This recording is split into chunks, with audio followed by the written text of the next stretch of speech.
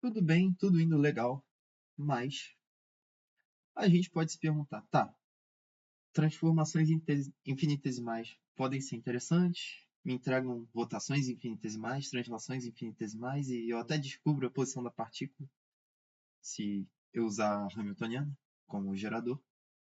Só que tudo isso é infinitesimal, mas eu gostaria de ter rotações de ângulos grandes ou translações. Queria mandar o meu sistema para longe ou para perto, queria determinar qual que é a solução das equações de movimento usando a Hamiltoniana como gerador para todo o tempo. E para isso, a gente vai falar das transformações contínuas.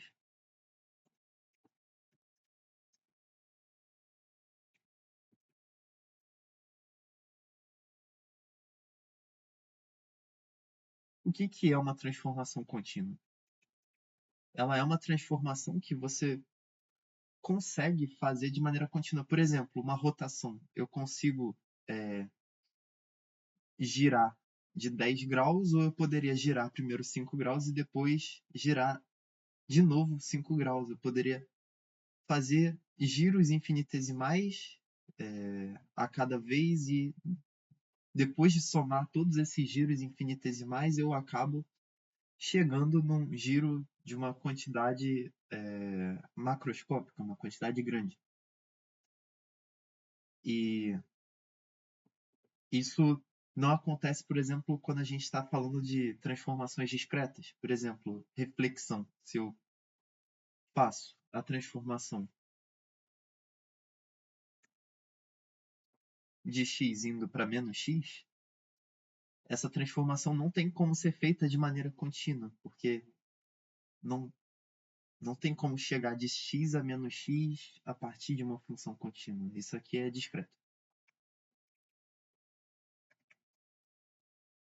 Mas, quando a gente está falando de transformações infinitesimais, a gente sempre pode fazer uma transformação infinitesimal uma após a outra e, de certa maneira, integrar para obter uma transformação grande, uma transformação macroscópica.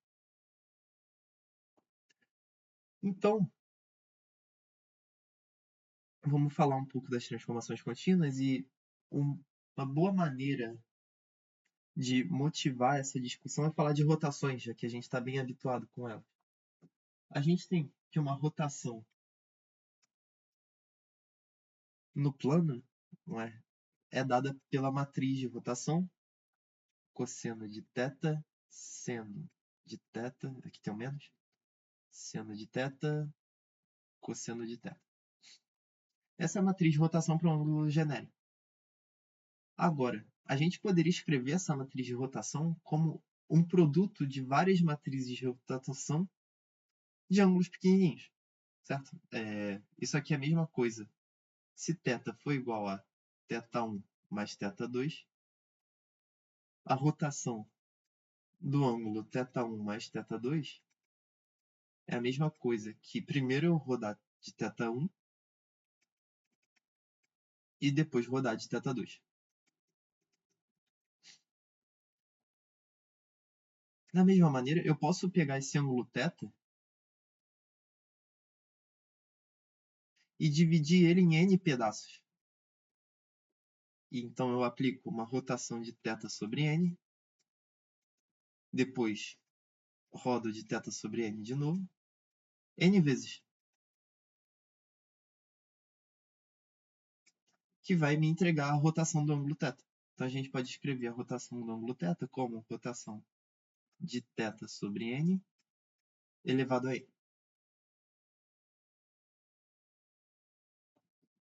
E a gente pode fazer, como a gente está interessado em conectar transformações infinitesimais com transformações contínuas, a gente pode levar esse θ sobre n ao tão menor quanto a gente queira. Então, vamos fazer esse n ir para infinito e fazer infinitas rotações de ângulos bem pequenininhos. Então, vamos tomar o limite com n indo para infinito. Bom, se o n está indo para infinito, Então, θ sobre n é muito pequenininho. A gente poderia escrever a matriz de rotação de θ sobre n. Isso aqui vai ser quem? Cosseno de θ sobre n, seno menos seno de θ sobre n, seno de θ sobre n vezes não. A outra entrada da matriz, cosseno de θ sobre n. Só que, como θ sobre n é muito pequenininho, cosseno de θ sobre n é 1, seno de θ sobre n dá θ sobre n.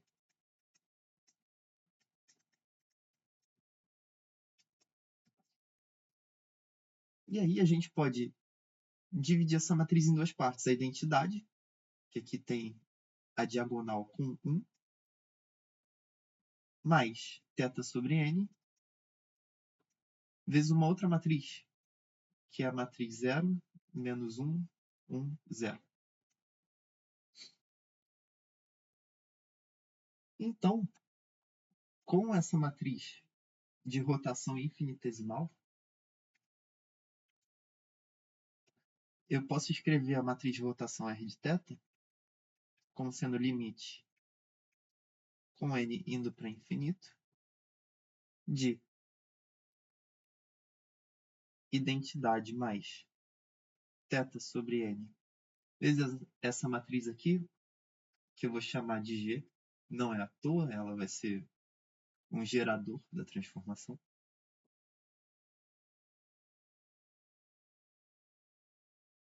Isso tudo elevado a n. Mas olha só, a gente tem o limite de 1 mais algo dividido por n elevado a n. Com n tendendo a infinito, esse aqui é o limite exponencial.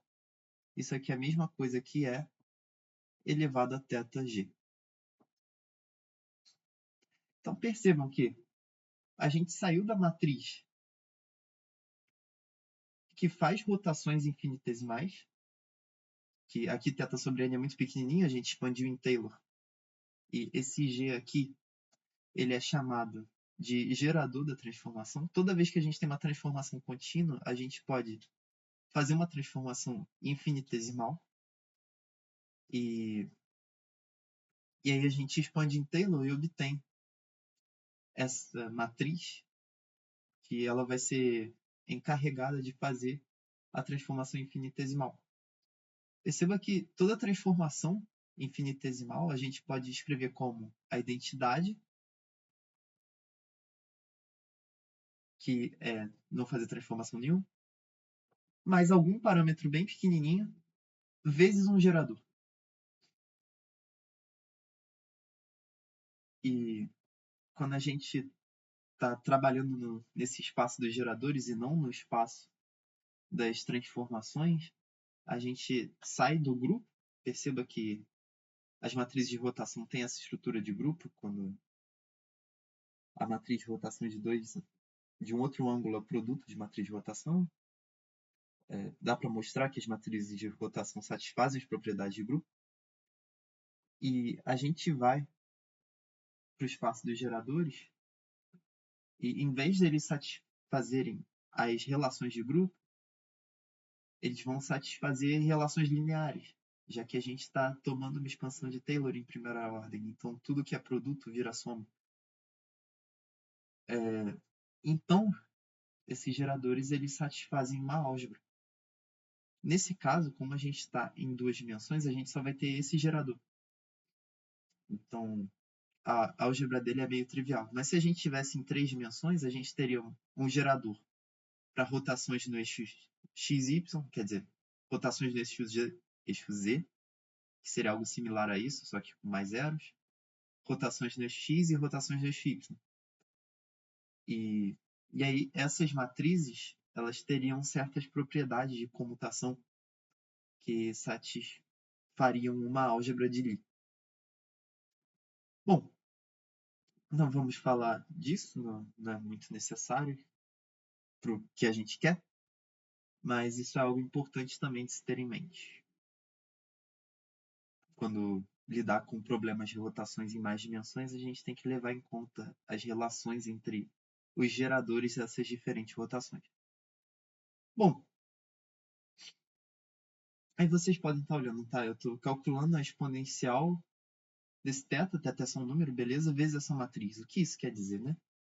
Exponencial de matriz. Se você nunca viu isso, a exponencial da matriz, formalmente, ela é dada pela série de Taylor da exponencial. Então, exponencial de alguma coisa, ela é 1 mais aquela coisa mais aquela coisa ao quadrado sobre 2 mais aquela coisa ao cubo sobre 3 fatorial. E aqui vai ser interessante a gente olhar até a quarta ordem, por um motivo que vai ficar claro. Bom, matrizes eu sei calcular, produtos, né? Eu sei achar quem que é G quadrado, G ao cubo, G à quarta. Então vamos fazer isso. A nossa matriz G, ela era 0 menos 1, 1, 0. A gente pode calcular G quadrado, que vai ser o produto 0 menos 1, 1, 0, vezes 0 menos 1, 1, 0. A gente faz o produto de matrizes, linha, coluna. O primeiro termo aqui vai ser 1, o segundo 0. Menos 1 na real, né? Porque aqui estamos explicando menos 1 vezes 1. Outro 0 aqui é menos 1. Então, G ao quadrado é menos a identidade. Bom, G ao cubo vai ser G ao quadrado vezes G, que é menos a identidade vezes G, que dá menos G. E G à quarta vai ser G ao cubo vezes G. E G ao cubo é menos G. Então, isso aqui dá menos G ao quadrado, que é a própria identidade. Então, perceba que essa matriz G parece muito número complexo, né? Quando eu levo a quarta, eu obtenho a identidade. Quando eu levo ao quadrado, eu obtenho menos a identidade. Nunca seria menos 1 se fosse número complexo, né? Então, números complexos estão associados à rotação. Então, isso não é de se surpreender também, já que G também está associado à rotação. Bom,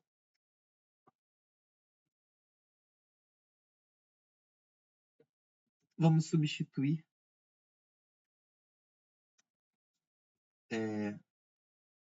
G ao quadrado, G ao cubo, G à quarta na expansão de R de θ. Lembrando que R de θ é E elevado a θg, foi o que a gente descobriu. Isso aqui vai me dar o quê? 1 mais θg, no G eu não vou mudar, mais θ ao quadrado sobre 2 vezes G ao quadrado, que é menos 1, ou seja, isso aqui vai me dar menos θ ao quadrado sobre 2. Aqui G ao cubo menos G, já vou botar um menos, vai ficar menos θ ao cubo sobre 3 fatorial vezes G, mais G à quarta é 1, então vai me dar θ à quarta sobre 4 fatorial. Lembrando que esse 1 aqui e aqui são matrizes, já que a gente está falando da exponencial de uma matriz. Não tem que ser uma matriz, não é só um número. Bom, tudo que tem G a gente pode botar em evidência, e tudo que não tem G e tem só identidade a gente pode botar em evidência também. Então, aqui a gente vai ter identidade que multiplica 1 menos θ ao quadrado sobre 2 mais θ à quarta sobre 4 fatorial, e assim por diante, mais G, que multiplica θ, menos θ ao cubo sobre 3 fatorial, e assim por diante. E aí vocês podem ver que esse cara aqui é a série de Taylor do cosseno de θ, e esse cara aqui é a série de Taylor de seno de θ.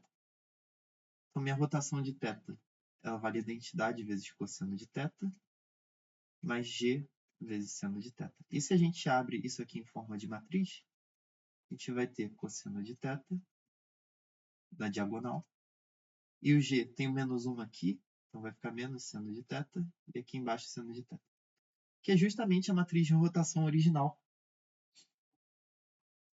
que a gente tinha antes, né? A rotação do ângulo θ. Então perceba que essa forma de escrever uma matriz em termos do gerador, isso aqui normalmente simplifica muito o problema, porque o gerador é uma matriz muito simples, né? Nesse caso, 0, menos 1, 1, 0. E só com essa matriz 0, menos 1, 1, 0, eu recupero todas as informações do grupo de rotação, que é dado dessa forma: cosseno θ, menos seno θ, seno θ, cosseno θ. Tudo a partir dessa expansão de Taylor aqui da exponencial.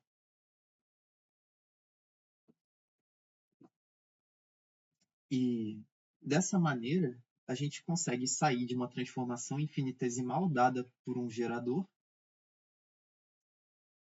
e chegar numa transformação com um parâmetro que pode não ser pequeno. Nesse caso, esse θ pode ser qualquer ângulo. Não precisa ser pequeno.